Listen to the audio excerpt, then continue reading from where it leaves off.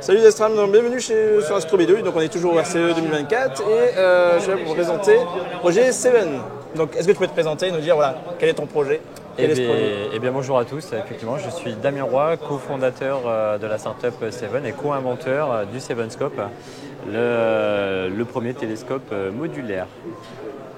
Donc quel est le but du projet? Quel est le but de ce télescope? Alors le but du projet à la genèse, c'était pas forcément de faire ça. À la genèse, c'était plutôt de faire un télescope qui avait la capacité effectivement de varier sur les diamètres et sur les longueurs focales, sur la base d'un Newton.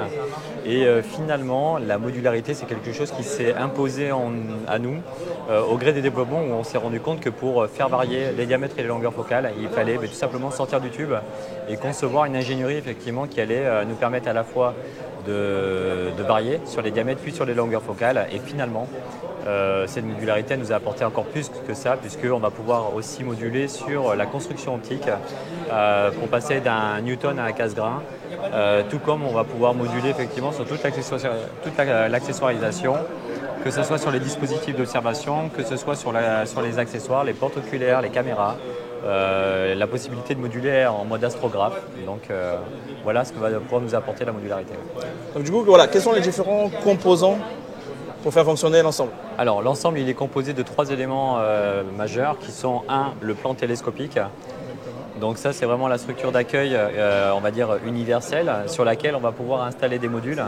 Un module primaire et un module secondaire, du coup, qui sont tout simplement le reflet d'une construction optique traditionnelle, type Newton. Voilà, parce que pour expliquer, la lumière, en fait, arrive par ici, elle va jusqu'au miroir, ça réfléchit sur le miroir secondaire, Qui n'est pas présent. qui n'est pas présent, et ça arrive sur le porte oculaire. Exactement. Ou une caméra, selon quoi. Tout à fait. Donc ça, c'est le principe de base d'un Newton. Et là, l'idée, du coup, c'était de pouvoir varier sur les diamètres. Exactement, soit de varier sur les diamètres, soit de varier sur les usages. Typiquement, effectivement, on pourrait avoir un utilisateur qui voudrait avoir 2 setups. Un setup vraiment petit, léger, ultra transportable, sur lequel il pourrait partir avec un 150 ou un 200, focal 4 ou 5. Et ensuite, effectivement, atterrir sur un plus gros diamètre pour la maison, avec du coup là effectivement un focal 5-6 type 250, enfin plutôt 4-5 sur le 250. Nous aujourd'hui sur le plan télescopique, on l'a développé sur 3 diamètres avec une ingénierie qui permet le support du poids des longueurs focales du 150-750 jusqu'au 250-1200. Ok. Est-ce qu'il y a projet d'aller au-delà? Oui. Le projet d'aller au-delà, effectivement, c'est de permettre par la suite de faire une conversion de type Newton vers une construction de type casse-grain. Ça, c'est l'adaptation avec toujours les mêmes modules, ce ne sera que des pièces d'adaptation. Et là, du coup, on va pouvoir multiplier par 10 le nombre de configurations optiques possibles avec le même support. Voire même, pourquoi pas, éventuellement proposer à certains clients des miroirs percés qui pourront éventuellement moduler entre le Newton et le casse-grain en fonction des usages. C'est plutôt visuel, c'est plutôt astrophoto. Et puis après, derrière, il y a d'autres adaptations qu'on aimerait apporter effectivement qui sont plutôt poussées sur des usages un tout petit peu plus avancés avec de l'acquisition d'images au foyer, de type un petit peu astrographe. Et là, toujours pareil, en adaptant aux besoins l'araignée et les supports d'observation et d'acquisition d'images directement sur les modules. Ok. Et est-ce que tu peux nous refaire un petit historique très rapide de d'où est parti le projet, où il en est aujourd'hui et quelles sont les perspectives? Oui, tout à fait. Le projet, il est né en 2020 pendant un confinement. C'était vraiment un projet de copains sur lequel en fait on voulait juste résoudre une petite problématique de multiplication des équipements. On voulait juste avoir un télescope qui nous permet de varier justement sur le diamètre pour avoir qu'un seul télescope et plutôt 2 jeux de miroirs. Ça, c'était le projet de départ. Au fil des idéations, du coup, on est tombé plutôt sur un projet de modularité sur lequel on a continué de faire de l'idéation et de la preuve de concept. Moi, je m'étais équipé d'une imprimante 3D, donc ça nous a permis effectivement de prototyper, d'itérer plusieurs fois pour effectivement faire une preuve de concept. Presque 2 ans et demi après, nous avions atterri sur le dépôt d'un brevet qui a été donc déposé en Europe et aux États-Unis, sur lequel effectivement nous avons protégé un certain nombre de concepts, de procédés plutôt, sur la possibilité qu'un télescope puisse modifier, puisse changer ses propriétés optiques, voire sa construction optique complète. Et à la suite de quoi nous avons lancé un financement participatif en 2023 pour financer du coup une ingénierie industrielle qui nous permettrait du coup d'aboutir sur un résultat fiable et ensuite commercialisable.